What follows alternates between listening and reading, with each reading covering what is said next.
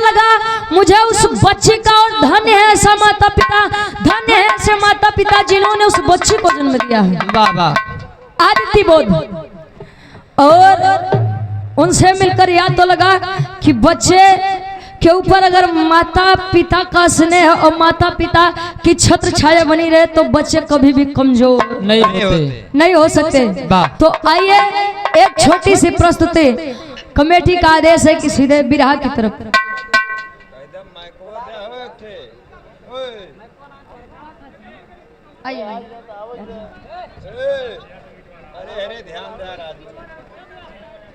कैलाश यादव जी इटवा रामपुर गाजीपुर से ये दूध वाले बाबूजी हमारे सुंदर माला 100 रुपया, बहुत बहुत धन्यवाद। आइए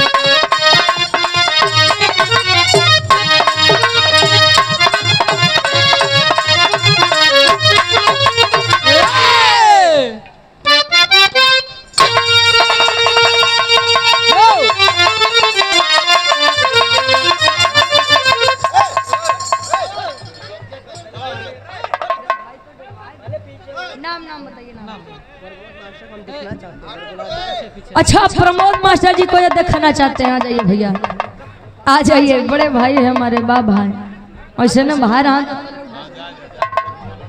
अरे भैया प्रेम से आराम से भैया, वाह। ए भैया आराम से, एक आदमी को शांत करने के लिए 10 आदमी मत उठिए, आराम से आइए। चलते हैं उस मौके की नजाकत को देखते हुए इस भारत भूमि में जिन्होंने न जाने कितने मुसीबतों का सामना किया है। एक बात आप लोगों ने सुना, एक स्पीच के द्वारा कहा गया कि जितना सहयोग डॉक्टर बी.आर. अम्बेडकर साहब जी को उनकी पत्नी रमाबाई जी ने किया उतना सपोर्ट शायद किसी ने नहीं किया। ये बात सत्य है। यहाँ महतारी का एक लड़का अगर दूर चल जा तो दूसरे दिन अपने सैया जी के गोड़वा पकड़ के कहिए, ए स्वामी दुनिया के जायदा हम दुनिया के चलते, समाज के चलते अपने लड़का के कुर्बानी नहीं देबो। लेकिन धन्य है रमाबाई जी, बच्चों की कुर्बानी देती गई, समाज उनको हमेशा ठोकर मारता गया, फिर भी वह अपने पति के साथ कंधे से कंधा मिलाकर चलने का कार्य किया। फिर भी समाज महिलाओं को आज भी वही लज्जत का सामान समझता है। विश्वास मानिए, कहीं भी चले जाइए, अगर एक लड़की हजारों सैकड़ों 100-50 लड़कों के बीच में जाती है तो वो हमेशा अपने आप को ऐसा महसूस करती है न जाने वह कहाँ आ गई है। क्यों जानते हैं? क्योंकि आज के समय में लोग अपने घर की माँ बहन बेटियों के अलावा दूसरे के घर की माँ बहन बेटियों को केवल और केवल एक लज्जत का ही सामान समझते हैं। कड़वा लगेगा लेकिन ये 100% सत्य बात है। आइए नाम बाबू, और छोटा बाबू है कौशल बाबू, और अच्छा नाम भी है कौशल पुत्र कन्हैया लाल, प्रधान प्रत्याशी सोना की पवन सरजमी से हमारे कौशल बाबू हैं। जय भीम, बोलिए जय भीम, जय भीम, नमो बुद्धाय, साधुवाद बा सबके चरणन में। और बहुत बहुत धन्यवाद। आप लोगों को देख के सच में लगता है कि आने वाले भारत के भविष्य आप ही लोग हैं। आइए 4 लाइन भूमिका के अंदर कवि जी भाव देते हैं, कैसे? अब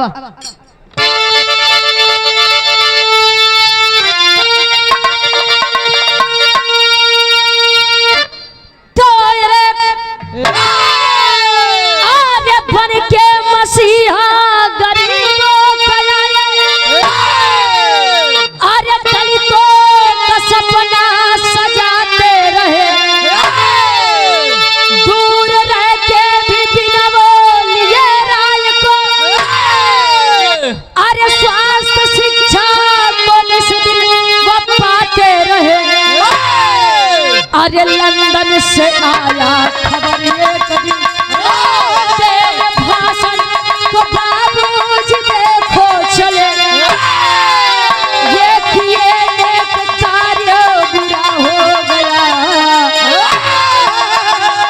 सोच अंग्रेज बन गए समाधि।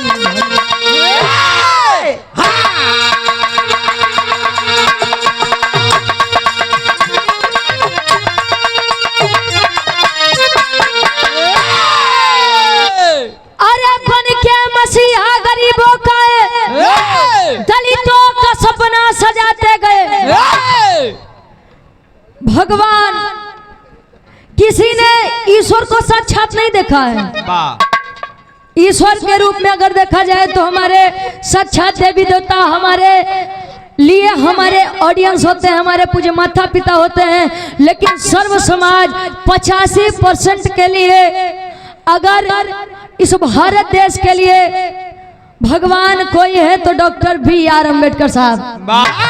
बारे हमारे भारत देश की मानसिकता, संविधान का निर्माण हुआ 26 नवंबर 1949 को, लागू हुआ भारत देश में 26 जनवरी 1950 को, और बाबा साहब को भारत रत्न की उपाधि 1990 में दी गई। यानी 40 वर्ष तक भारत देश के आदमी इंसान के वश होते गए, इतना नेक कार्य करने के बाद भी। पिंटू कुमार भुवरपुर से 100 रुपए का स्नेह, बहुत बहुत धन्यवाद बा। आज लोग चौराहे पर बैठ जाए भाषणबाजी कर दे तो लोग कहिए ए नेताजी कहाँ, तनी आवा चाय हो जाए, कुछ बात हो जाए, मतलब जो उपाधि पाने के लिए लोग कुर्बानी तक दे देते हैं, आज वही लोग खाली एक चट्टी चौराहा पे बैठ के भाषणबाजी कर दे, लोग उन्हें नेताजी कर देते हैं। बाहरे भारत देश के लोग बाहरे अच्छा लोग कहते हैं कि डेवलपमेंट नहीं हो रहा है, विकास नहीं हो रहा है। अरे साहब, जब कमी हमारे और आपके ही अंदर है तो विकास कहाँ से होगा? राती में एक शीशी मिल जाए, एक पौवा मिल जाए, मुर्गा दारू मछली मिले जाए, खोइया की अब ऐसी बड़ विकास कहाँ से मिली हो? समाज में है कुछ लोग प्रधान पद के उम्मीदवार जो हैं वो जानते हैं कि प्रधान पद के उम्मीदवारी में प्रधानी में चुनाव का खर्चा कितना जाएगा। 4 लाख 5 लाख, कहाँ पे 500 रुपए देंगे, 1000 देंगे, एक इंग्लिश वाली बोतल बंटवा देंगे कि वहां का वोट अपना हो जाएगा। सोचिए, एक वोट की कीमत, मतलब हम 12 महीना अपना खाते हैं, साल का मतलब 5 साल अपना खाते हैं। वो एक दिन मुर्गा मछली दारू पिया दिए, ये प्रधान जी तो उसी बरियार नेता कहाँ मिली हो? तो विकास कहाँ से होगा साहब? बात उस समय की है, भारत रत्न डॉक्टर BR अम्बेडकर साहब। एक बात मेरी आप लोग ध्यान देंगे कि गांधी जी सत्य अहिंसा के पुजारी थे। उनका कहना यह था कि कोई एक हाथ मारे तो दूसरा भिगा ले, आप लोग आगे कर दीजिए।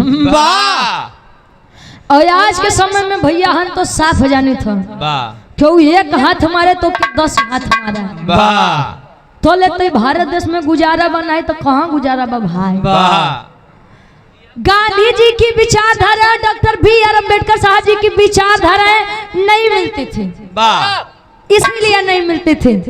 बिरहा में बड़ी सुंदर गजल के भाव बा, कैसे गुरुजी?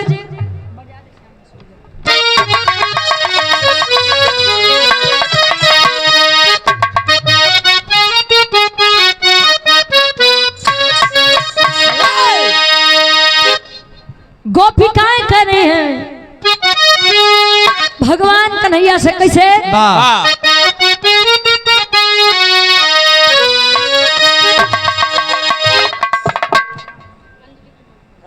अंजलि कुमारी जी और श्वेता जी, ये हमारी दोनों बहनों के द्वारा ये 100 रुपए का सम्मान, बहुत बहुत धन्यवाद बा। कहें कैसे?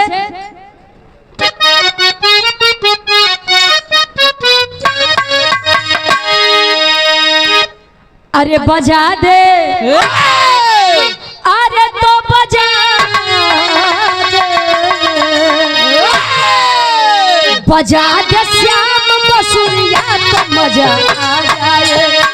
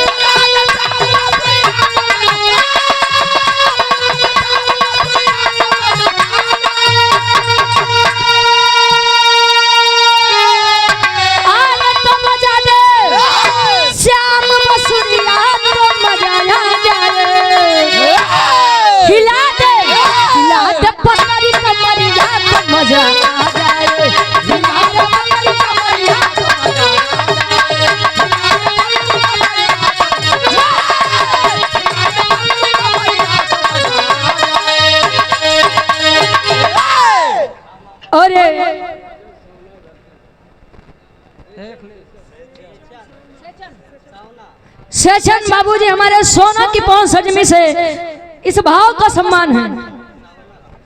100 रुपए का सम्मान, बहुत बहुत धन्यवाद। एक लाइन कवि जी तरह से बढ़िया फर्ज में लिखता है, बहुजनों के दर्द को समझने वाला जन्म लेता है 14 अप्रैल 1891 में। भीमाबाई रामजी राव के आंगन में 14वीं संतान थे डॉक्टर बी.आर. अम्बेडकर साहब। कवि जी लिखा कैसे,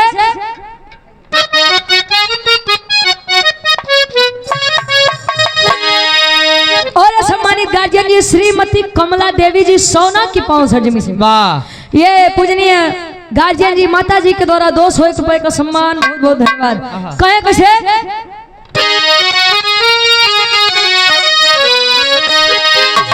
अरे दिखाया, अरे तो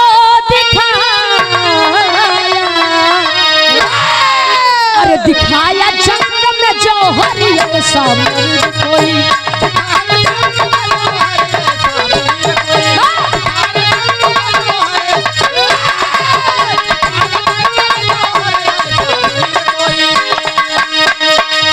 दिखाया जंग में जौहरिया सामने कोई।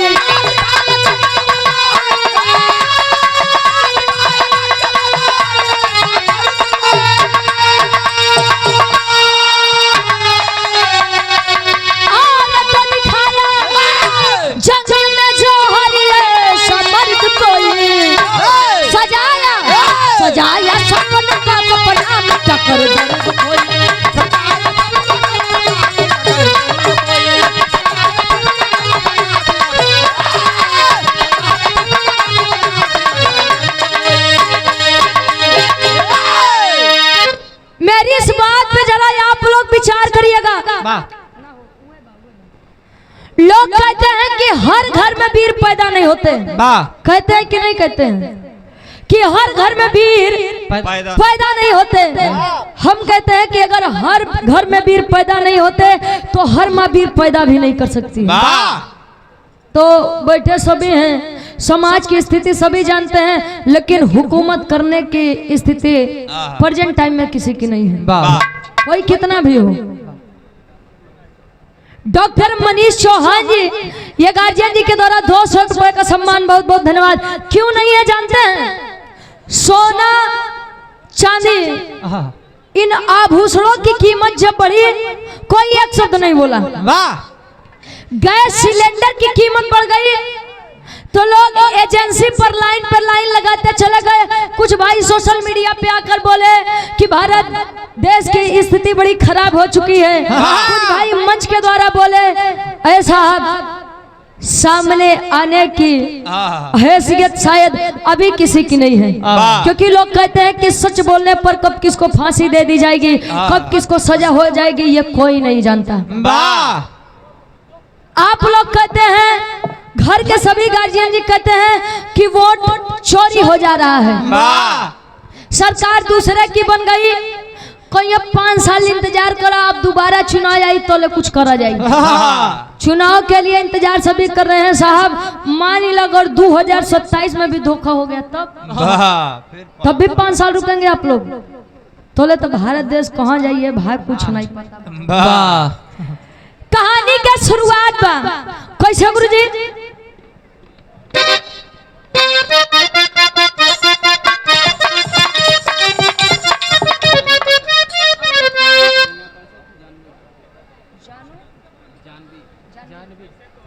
जानवी जी और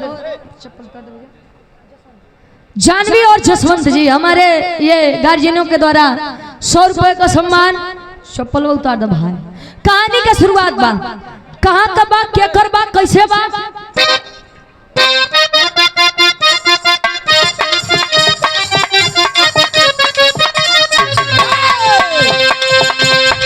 गांधी सुभाष नेहरू वतन के पुजारी थे।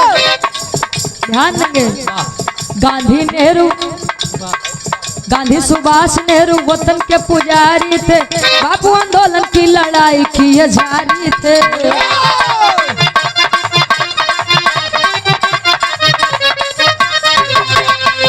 एक दिन लंदन में टैगोरों ने विचार किए, एक दिन लंदन में टैगोरों ने विचार किए, भाषण देने को बापू जी सुधार दिए।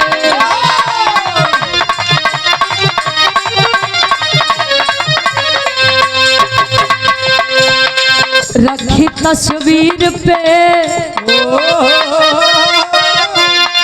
रखी तस्वीर पे गांधी जी चुमा लेते हैं। बुरा मत माना जाए। रखी तस्वीर पे गांधी जी चुमा लेते हैं, तभी अंग्रेज मिलकर कड़ी सजा देते हैं।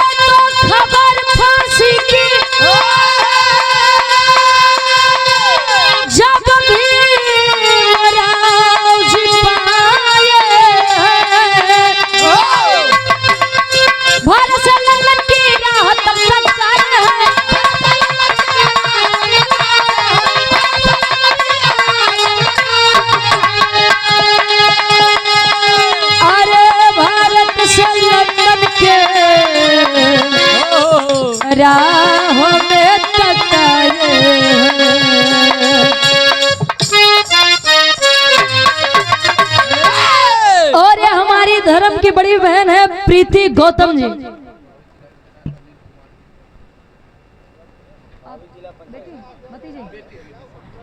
अनिल कुमार भाई हमारे जो कि जिला पंचायत पद के आप उम्मीदवार हैं, आप उनकी भतीजी जी यानी बेटी। ये हमारी बड़ी बहन के द्वारा, प्रीति बहन के द्वारा सुंदर माला और ये कई 100 रुपए का सम्मान है। बहुत बहुत धन्यवाद बा। बिल्कुल बिल्कुल आ जाइए। और ये हरिओम भैया, बीरबल बाबू, अरे क्या कहना, यह 100 रुपए का सम्मान। बहुत बहुत धन्यवाद। कहानी के तनी आप लोग समझा। रानी विक्टोरिया, विजय भैया, रानी विक्टोरिया एक ऐसी लड़की थी, एक ऐसी नारी थी जो कम उम्र में बहुत बड़ी हुकूमत करके गई थी। और रानी विक्टोरिया को लोग बड़ा सम्मान करें, बड़ी सत्कार करें। एक बात जान लीजिए, सम्मान देने के लिए उम्र मैटर नहीं करता है। कोई कोई होते हैं 70 साल में भी वह काम नहीं करते हैं, तो कोई बच्चा ऐसा होता है जो 15 साल 20 साल में ही वह नाम व शोहरत कमा ले जाता है। रानी विक्टोरिया उम्र से कम थी लेकिन हुकूमत बहुत बड़ी करके गई थी। संसार को अलविदा बोली है। रानी विक्टोरिया की पुण्यतिथि रखी गई, उनके सम्मान में पुण्यतिथि रखी गई, उनकी स्मृति लाई गई। जैसे और डॉक्टर B.R. अम्बेडकर साहब जी के जन्मदिन पर ये लोगों का जन सैलाब उमड़ा है। लंदन में भी जन सैलाब उमड़ा। अंग्रेजों का सरदार बोला कि रानी विक्टोरिया हमारी आइडल थी, हमारी मार्गदर्शक थी, क्यों ना इनकी पुण्यतिथि पर कुछ ऐसा किया जाए जो वर्षों वर्षों तक याद रहे। एक आदमी उठा, कहे कि साहब मैं एक ऐसे पुरुष को जानता हूं जो अगर इस महफिल में आ जाएगा तो महफिल में 4 चांद लग जाएगा। किसे? भारत देश का एक बुढ़ा है। बुरा मत मानिएगा मेरी बातों को। जो उनकी भाषा रही होगी, जो उनकी लैंग्वेज रही होगी, उस भाषा को मैं समझाने का प्रयास करूंगी। कहे भारत देश का एक बुढ़ा है जिसका पूरा नाम मोहनदास दास करमचंद गांधी है वाह और भारतवासी उसे प्रेम से बापूजी कहते हैं। वाह अगर वो बुढ़ा इस महफिल में आ जाए, भाषण दे दे, विश्वास मानिए यह दिन बड़ा यादगार हो जाएगा। खबर भिजवाए, बापूजी अपने ऊपर नाच किए। अरे वाह, लंदन से पैगाम आया है मेरे लिए कि मुझे भाषण देना है। तो गांधी जी के सर में बाल बड़ा कम रहे गुरु जी, तो वो अपन बात सोलाएं गुरु जी। अच्छा चलो सोलाएं। ओहो, नाच हुआ है, अब तो मैं लंदन नगरी जाऊंगा। लंदन नगरी आया साधारण वेशभूषा में, जैसा कि आप लोग जानते हो, वो केवल धोती पहरे हो, जो धोती बच्चों के लपेट ले, लाठी चश्मा ले, साधारण पुरुष जैसा चल चले हैं। तो अंग्रेजों का सरदार देखकर बड़ा प्रसन्न हुआ कि यार व्यक्ति तो बड़ा साधारण लग रहा है। तो गांधी जी पहुंचो तो रानी विक्टोरिया की स्मृति को जब देखे तो वो जा करके उस स्मृति का चुंबन करते हैं। चुंबन का शुद्ध में यानी अपने ठेठ भाषा में बुरा मत मना, यानी चुम्मा ले लियो। अरे बाप रे बाप, अंग्रेजों का सरदार खड़ा हुआ, अबे साले तेरी इतनी जरूरत, रानी विक्टोरिया को चुम्बन किया। अरे खबर भिजवा दो, आज से 5 दिन के बाद इस सालिया को फांसी की सजा होगी। भारत में ऐलान किया गया, पत्र गया, ए साहब बापूजी गए थे लंदन भाषण के लिए, खबर यह आया है कि 5 दिन बाद उनको फांसी होनी है। कोई भी वकील तैयार नहीं हुआ कि गांधी जी को जाकर के लंदन वालों से छुड़ा कर लेकर आए, लेकिन बारे हमारे महान नायक डॉक्टर बी.आर. अम्बेडकर साहब, जिनकी विचारधारा नहीं मिलती थी, लेकिन उन्होंने कहा कि हम अपने भारत के एक भी सपूत को दूसरे के सरजमी पर कुर्बान होने नहीं देंगे। Doctor B R. अम्बेडकर साहब ऐलान करते हैं, कैसे? एक लाइन गीत लगत बा, आइए।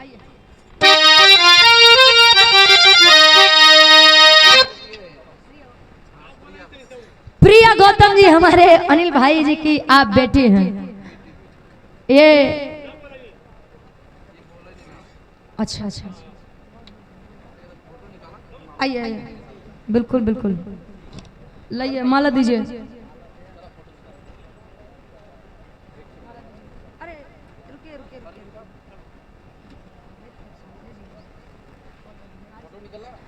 आइए, भंगा यादव जी सोना की पौन सरजमी से पूज्य बाबूजी के द्वारा ये 100 रुपए का सम्मान, बहुत बहुत धन्यवाद। और देवांशी साना से 100, देवांशी सोना की पौन सरजमी से 101 रुपए का सम्मान। कोनो लड़का कोनो लड़की के खूबसूरती के बखान करत बा, कैसे गुरुजी?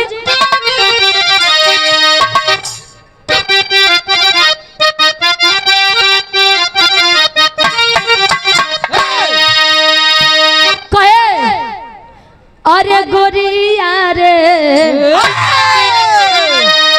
गोरिया रे बिजुरिया, गोरिया रे बिजुरिया,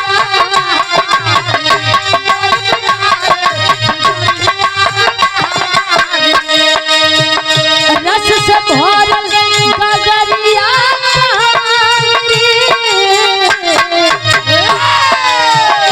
रस से भरल गगरिया, गोरिया रे बिजुरिया, गोरिया रे बिजुरिया।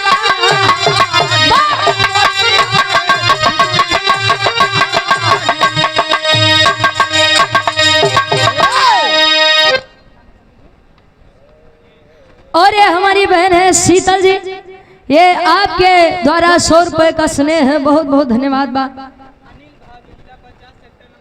अनिल भावी जिला पंचायत सदस्य सेक्टर नंबर 2 से अनिल भाई के द्वारा यह पुनः कई 100 रुपए का सम्मान है, बहुत बहुत धन्यवाद। विजय का तिलक आपके मत्थे पर लगे, यही हमारी दिली कामना है। आइए, कवि जी लिखते हैं, बाबा साहब ऐलान करते हैं पूरे भारतवासियों के बीच में, क्या ऐलान किया?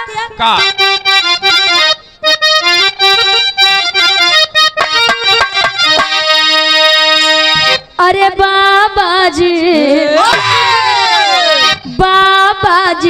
खबरिया सुन के चले।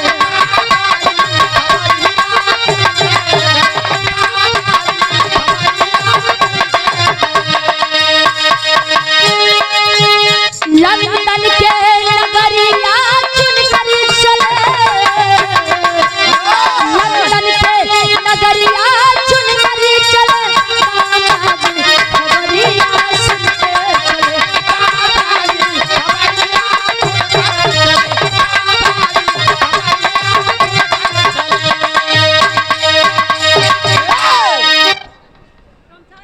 मोबाइल का उड़ा गेल तो सिंटू यादव ग्राम बड़खरा पोस्ट मढ़ी।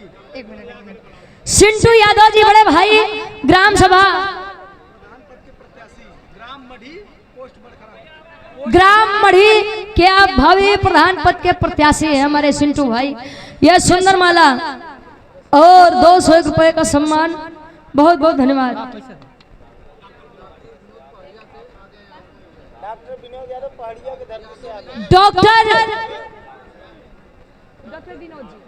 डॉक्टर विनोद जी पानिया की पवन सजमी से हम सभी के बीच में उपस्थित हुए हैं। एक बार जोरदार ताली बजा के सम्मान कर दीजिए। डॉक्टर को भगवान का दूसरा रूप कहा जाता है। इच्छा तो बचाए लेना है तो गुरुजी बुखार बाबा तो पेट दर्द का सुई लगाई कर निपटाए दे। बहुत बहुत धन्यवाद बा। आइए और ये हमारी पूजनीय गार्जियन जी मीरा जी सोना की पवन सजमी से यह सुंदर माला और 100 रुपए का स्नेह। बहुत बहुत धन्यवाद।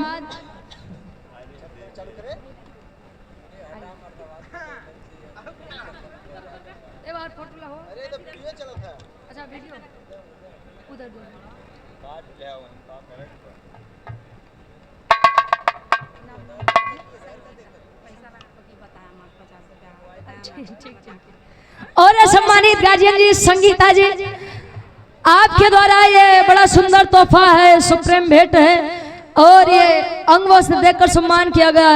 ये आपका स्नेह हजारों हजार रुपए से परे है, ऊपर है। बहुत बहुत धन्यवाद। बात कहे करिया भाई हमारे करिया ट्रेडर्स। अरे बाप करिया ठेकेदार साहब। अच्छा ये हमारे ठेकेदार के द्वारा बहुत बहुत धन्यवाद। कौड़ीहार की 500 जमी से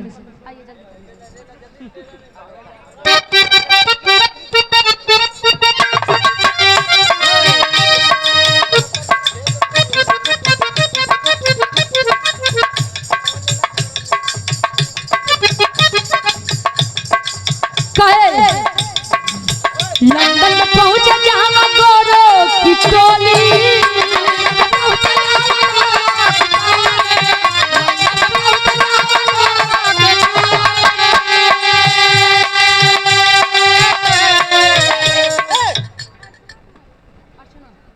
और ये हमारी बहन है, धर्म की बहन है अर्चना कुमारी जी के द्वारा ये स्नेह है। बहुत बहुत धन्यवाद बा। सबका बहुत बहुत धन्यवाद बा, साधुवाद बा इस प्रेम के लिए, इस सम्मान के लिए। बहुत बहुत धन्यवाद। कहे अब